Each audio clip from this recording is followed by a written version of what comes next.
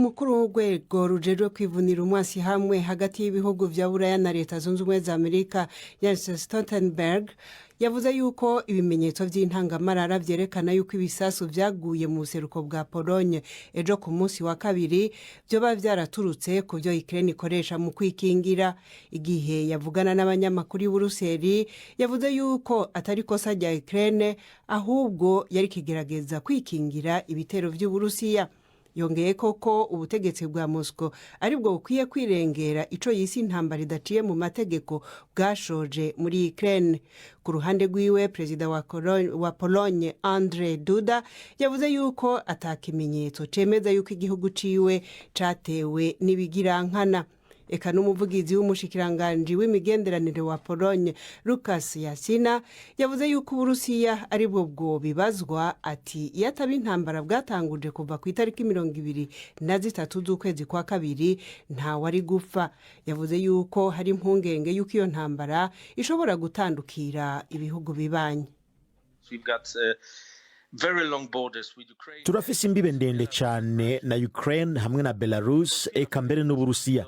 Abantu barafise ubwoba cyane cyane abashobora kubona ibibanza aho imigwanyo iri kiregereza mu buryo bwa hafi cyane. Umugwa mukuru wa Pologne uri hafi cyane y'urubibe rwa Belarus. Imiji minini ya Pologne nayo iri hafi cyane y'urubibe rwa Ukraine. Iyi ntambara ibera mu maso yacu.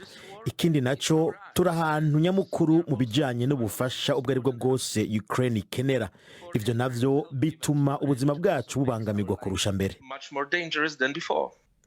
Umukuru w'urwego rujejwe iperereza mu Bwongereza MI5 amenyesha yuko iperereza ry'Uburusiya ryahuye n'ibibazo bitari bwaboneke muri kahise ka hafi ko ku mugabane wa Buraya. Kelma Kalam yavuze yuko isekeza ryumvikanywe ko ryatumye abagera ku 600 mu bakorera Uburusiya birukanwa ku mugabane wa Buraya honyene, abagera ku 400 muri bo bakaba barizwe kuba ba maneko. Yavuze ko ibi kumwe n'ibindi bihano vyafatiwe Uburusiya byaje nk'ivyubira giturumbuka Perezida Putin w'Uburusiya. Bwana Makalam yavuze kandi yuko Iran yagerageje incuro zirenga 10 muri uyu mwaka gufata ndetse no kwica abongereza canke abantu baba mu Bwongereza Iran ifata nk'abansi bayo. Imumva ni BBC gahuza miryango. Abanya-Ukraine bamaze kugabishwa kwitegurira ibihe bikomeye byo kurondereza umuyaga nkuba mu gihe abaharugwa muri miliyoni bakomeza gukatigwa umuyaga nkuba inyuma y'umunsi umwe ibitero by'Uburusiya bisubiye kugwirirana kuva intambara itanguye. Ivyo bitero biri mu vya nyuma vyatumberejwe mu bikorwa by'iterambere, ariko hari n'ivyashikiriye inyubakwa zibamwe abantu aho abagera kuri 6 bahasize ubuzima. Inkuru ya Dani Iberhard umishikizwa na Kwimendi ku magenge. Inzego zijejwe ibikorwa vyihutirwa cyane hamwe n'abafundi bariko barakora bataruhuka kugira bagerageze gusanasana inzira n'ibibanza bitanga amatara vyinshi byari bisanzwe bimaze kononekara inyuma y'ukwezi kurenga kw'ibitero vy'urutavanako vy'Uburusiya. Abanya-Ukraine bamaze igihe baratangiye kumenyera kubaho mu kizime, ariko ubuho baguma bagabishwa ko ibintu bigiye gukomera gusumba. Kompanyi itanga amatara ivuga yuko imisi mikiri imbere izobigoye. Ihimiriza abantu kubika amazi no gushira umuyaga nkuba mu gikoresho iteresho cyose gishobora kuwubika iyo uramutse ubonetse. Isaba kandi ko abantu bagabanya gukoresha umuyaga nkuba. Ifise ubwoba yuko abasaba kuronka bazonaniza ubushobozi bw'uruhererekane rwawo mu gihe ibipimo vy'imbeho bigiye kuja munsi ya dogere ubusa. Abajejwe amagara y'abantu bahagaritse kaminuza imwe mu zikomeye mu mugwa mukuru w'Ubushinwa wa Beijing inyuma yo gusangamwo umuntu afise ubwandu bwa coronavirus. Abanyeshuri bagera ku 25,000 biga muri Peking University bategetswe kuguma mu bigo vya kaminuza na ivyigwa bigakurikiranwa kuri internet. Amategeko yasubiwemwo gushasha mu ndwi iheze abwiriza abatware bo hasi kwirinda kugarana abantu bose ikivunga, ivyateye agashavu n'ubukene mu banyagihugu. Ariko rero ibiharuro bikomeza kuduga by'abagwaye coronavirus byatumye ibisagara bimwe bisubizaho ayo mategeko yo kuguma muhira. ibiharuro by'abanduye byegeranijwe kugeza ejo ku munsi wa kabiri byerekana yuko abagera ku bihumbi 200 bafashwe. Perezida wa Brazil Luiz Inácio Lula da Silva avuga yuko azosaba ishirahamwe mpuzamakungu ONU gutunganiriza inama yayo y'ihindagurika ry'ibihe muri Brazil mu karere ka Amazon muri 2025. Mw'ijambo ryiwe mu nama iri kibera mu Misiri kwihindagurika ry'ibihe COP27, Lula yavuze yuko Brazil yagarutse mu rugamba rusange rw'isi rwo kurwanya ihindagurika ry'ibihe.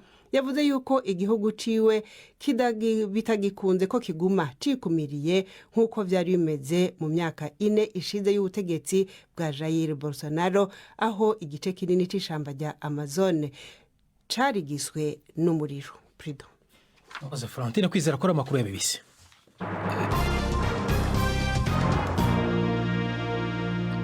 Ikaze ku makuru arambuye duhera muri Ukraine, aho abanya-Ukraine baburiwe kwitegura kubura umuriro mu gihe kirekire nyuma y'umurundo w'ibitero bya misile z'Uburusiya zaciye amashanyarazi ku mazu y'abantu babarirwa muri za miliyoni. Abantu bari kugirwa inama yo guhunika umuriro n'amazi, gushyira umuriro mu byuma byawuzuza igihe umuriro waba uhari mu gihe bakiwufite. Inkuru ya Catherine bya Ruhanguri Kyiv muragezwaho na Yvette Kabatesi. Ikigo cy'igihugu gitanga amashanyarazi muri Ukraine kivuga ko bariho bakora amasaha 24 kuri 24 kugira ngo bagarure amashanyarazi mu gihugu hose. Cyatangaje ko kuyahagarika ku bushake kandi byihuse byagombaga kuba kubera ibitero by'indege by'Uburusiya byagabwe henshi ku bikorwa remezo by'amashanyarazi. Imiryango irenga miliyoni 10 yabuze amashanyarazi nyuma y'ibyo bitero, ariko uyu munsi mu gitondo umuriro wari wamaze kugaruka mu mijyi myinshi.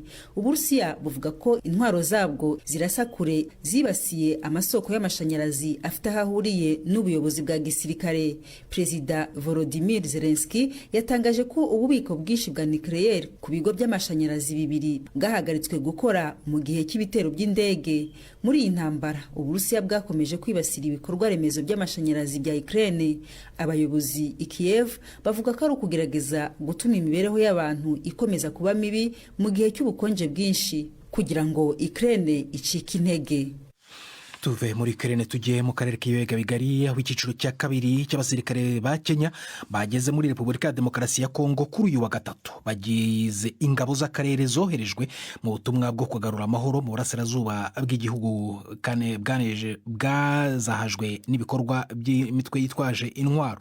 Mu mezi make ashize imitwe yitwaje intwaro yakajije ibitero byateye inkeke ku mutekano w'akarere. Mu kanya gashize navuganye na mugenzi wacu Siriya Kamuhabana ukorera mu biro bya BBC i Nairobi, yakurikiranye uko iki gikorwa cyagenze. Atangiye mubaza umubare w'abasirikare ba Kenya bagiye. Gushika ubu igitigiri cy'abasirikare ba Kenya bamaze gushika Igoma bari hagati y'150 n'amajana 200, ariko abasirikare ba Kenya bose bategerezwa kuja mu gihugu cya Repubulika ya Demokarasi ya Kongo bazoba bashika amajana 9. Abo basirikare rero bavuga yuko bagiye gufasha igisirikare cya Kongo, bakavuga yuko mugabo ikintu cya mbere cyihuta ari kubahiriza ibiganiro bya politike, bafashe mu byerekeye kwaka ibigwanisho imigwi yitwaje ibigwanisho iri mu gihugu cya Kongo no kubasubiza mu buzima busanzwe.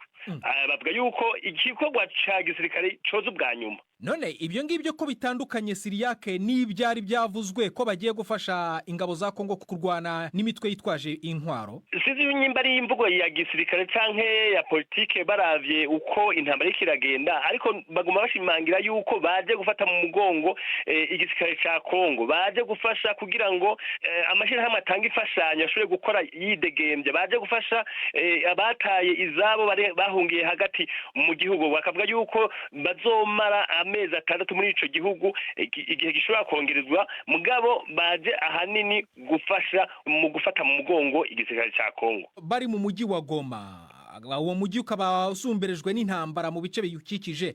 Nta kintu bavuga ku buryo bazifata baramutse batewe cyangwa se iyo ntambara ihageze mu Igoma?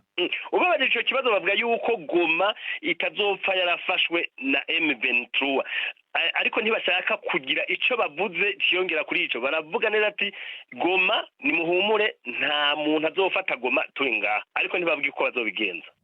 Mugenzi wacu Siriya Kamuhabana yo tukiri kuri icyo kibazo cy'umutekano mu ntara ya Kivu ya ruguru, hari urujijo ku ruhande rugenzura umujyi wa Kibumba uri nko mu birometero 20 hakurya ya Goma. Amakuru n'amashusho yakomeje gusakazwa ejo hashize nimugoroba ku mbuga nkoranyambaga yerekanye abaturage bahunga ngo kubera ko Kibumba yari maze gufatwa n'umutwe wa M23, ariko ingabo za leta zikabihakana. Mu kugerageza kumenya ukuri ku muntu ugenzura Kibumba, navuganye na Joseph Sylvestre Fataki, ni umuyobozi wa societe civile ikorera Ikibumba, anyemeje ko ari naho ari. Natangiye mubaza uruhande rugenzura Kibumba. Ako gace ka Kibumba abakihari ni Fardc kuko kugira basunika tu bakaza baherera ahantu hitwa muri Gikeri, ahantu mu Mukara kijya Karisindi nije. Ariko twabonye amashusho y'abantu bari guhunga ingo zabo. Ubu ngubu ubuzima bumeze gute muri aka kanya? Ubuzima muri ako kanya buri nabi cyane, yuko uzuka abaturage bamwe bari baturutse ahantu bitwa Kibumba na Bumba bose. Ubuzima buri nabi kuko nda n'umuturage uhari, uzina abantu bavuye mu byabo, nda n'ikindi bajanye.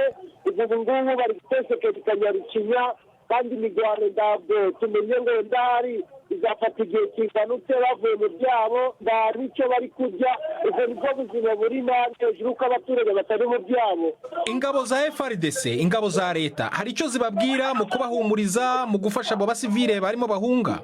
Ingabo za Fardc aho abasivile bose bahungiye bacunga, ariko niko imigwano imaze iminsi 3. Umutwe wa M23 wo mwaba muzi aho uherereye? Uherereye ahantu bita Rugari, ahantu bita Rugari nigo mupaka gwa teritware ya Nyiragongo na Rucuru. Reka dusubire ku iburanisha rya Felicien Kabuga uregwa ibyaha bya jenoside mu Rwanda ryakomeje kuri uyu wa gatatu. N'urubanza rubera Irahe mu rugereko rw'urukiko rwasigaye ruca imanza zasizwe n'urukiko mpuzamahanga rwa Arusha muri Tanzania.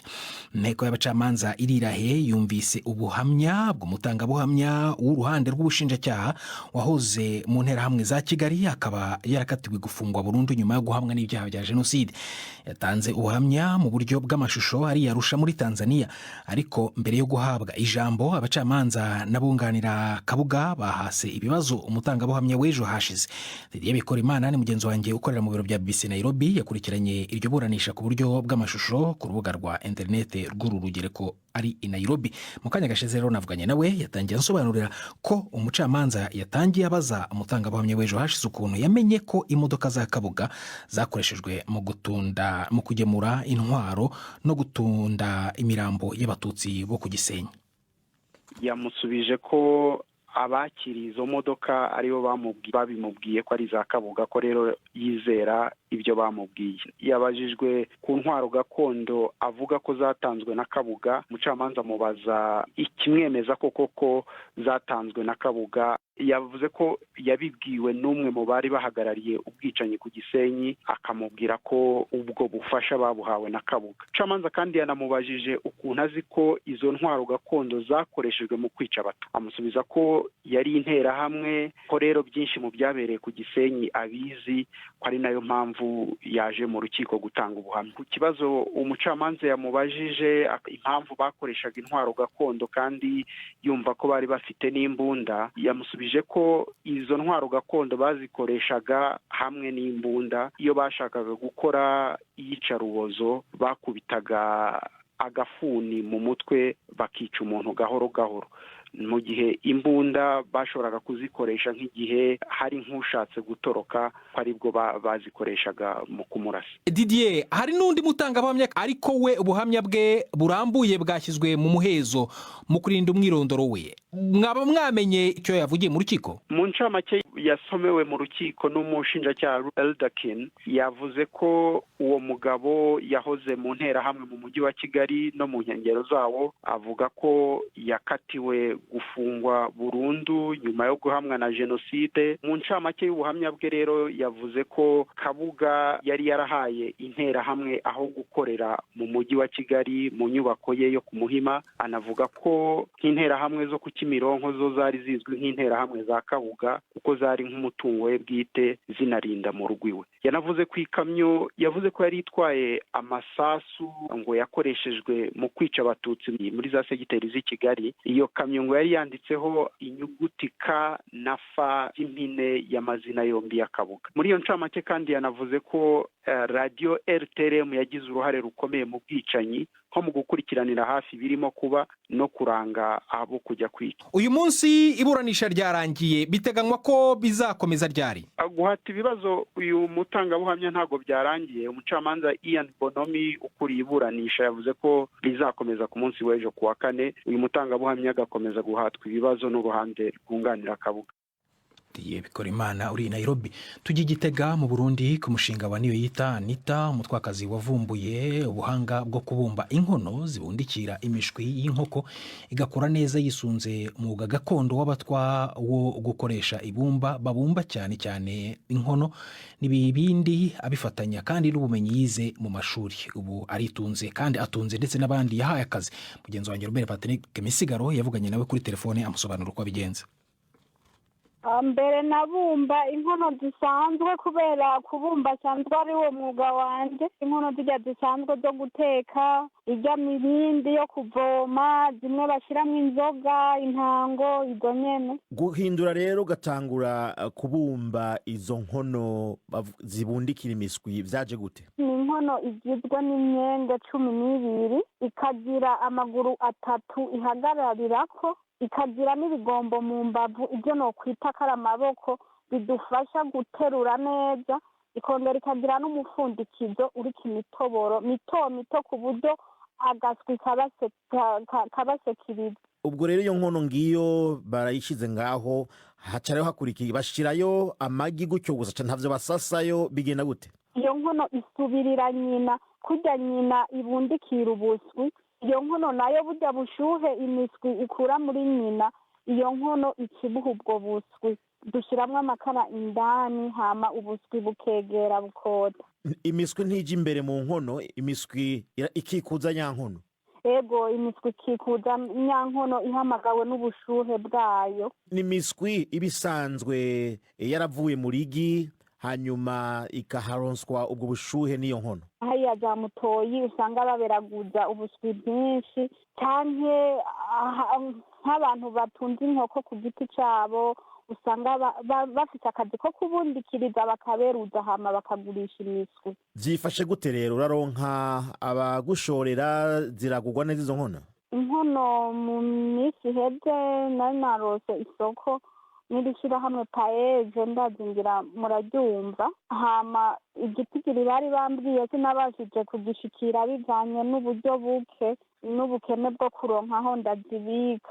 N'uwundi muntu wari we wese atunze inkoko canke abo babundikiriza bakaberuza baraza kunshorera umwe nyene bakaza kuko zama zihari. Uro twovuga yuko wahinduye izo nkono zibundikira iyo miswi nizo ukora, izindi nkono zisanzwe ntazukibumba.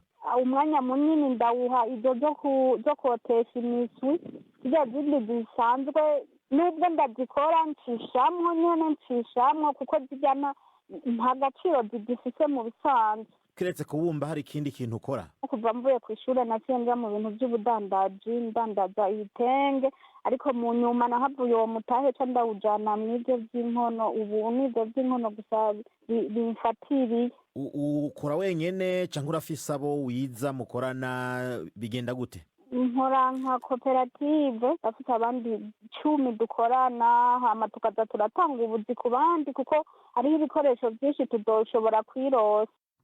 Anita niyo itavuganaga na mugenzi wanjye Robert Patrick Misigaro mu makuru agendanye n'imikino y'igikombe cy'isi kizatangira ku cyumweru w'iki cyumweru turimo. Uyu munsi Yves Bucyana arabagezaho ibigo by'amakipe ari mu itsinda rya 5 n'irya 6.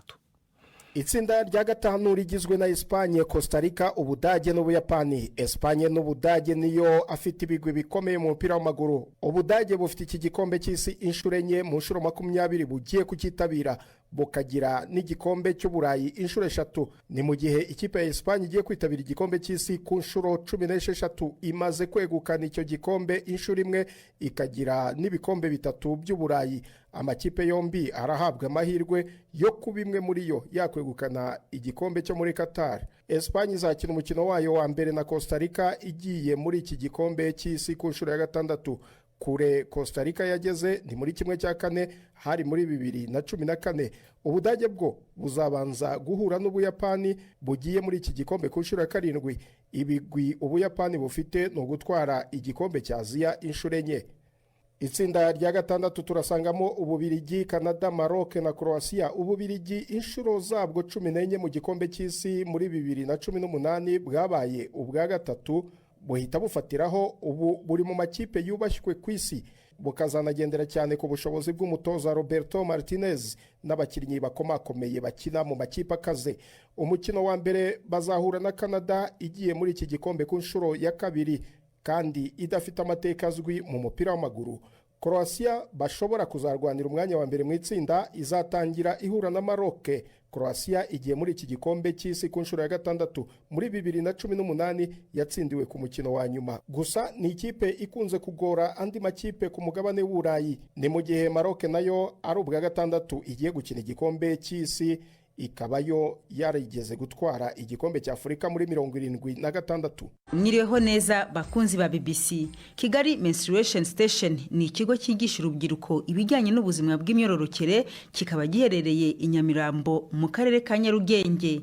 Amina Umuhoza washinze iki kigo ni umukobwa w'imyaka 26 ngo wifuza guhindura ubuzima bw'abangavu n'ingimbi bimunyuze muri iyo gahunda. Hano kuri Kigali Menstruation Station ni urubuga rwiza ishishikajwe no kurwanya inda ziterwa abangavu, ariko yibanda mu kwigisha abangavu n'ingimbi, tubaha amakuru yizewe ku buzima bw'imyororokere, ndetse tunavuga ku biganiro by'abivugaho cyane nk'imihango, ariko nanone tukabikora mu buryo buri fun cyangwa se busekeje, butuma abangavu n'ingimbi badusura bumva ari ibintu bisanzwe, kandi koko iki ntabwo cyakabaye kuba ikiganiro mu miryango ivugaho babanje gufunga amadirishya n'inzugi.